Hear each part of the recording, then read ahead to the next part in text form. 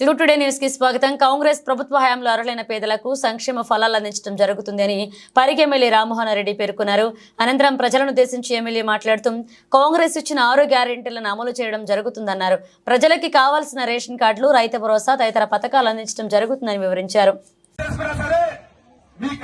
ప్రభుత్వ ఫలాలు అందించడానికి అది ఇండ్ల గురించి కానీ, రేషన్ కార్డుల గురించి కానీ, ఏ పథకం గురించి సరే దరఖాస్తు చేసుకుంటే ఎప్పుడు దరఖాస్తు చేసుకో సరే కాంగ్రెస్ ప్రభుత్వం అంటే ఏదో గేట్లు బంద్ చేసే సర్కార్ కాదు. ఎవరో బొంబాయి పూనా పోతారు మన గిరిజన సోదరులు, వాళ్ళు రేపు రావచ్చు, ఎల్లుండి రావచ్చు. మన రామకృష్ణ నాయక్ ఎండిఓ ఆఫీస్ లో ఉంటాడు, మంచి ఎండిఓ.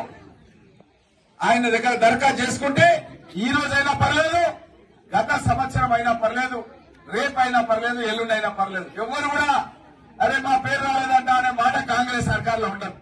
ఎవరికి ఏమడితే ఇచ్చేదే కాంగ్రెస్ పార్టీ. కాబట్టి మన ఎండిఓ గారికి మీరు దరఖాస్తు చేసుకుంటే తప్పకుండా మీకు అన్ని పథకాలు ఇస్తామన్న విషయాన్ని తెలియజేస్తూ, అదే విధంగా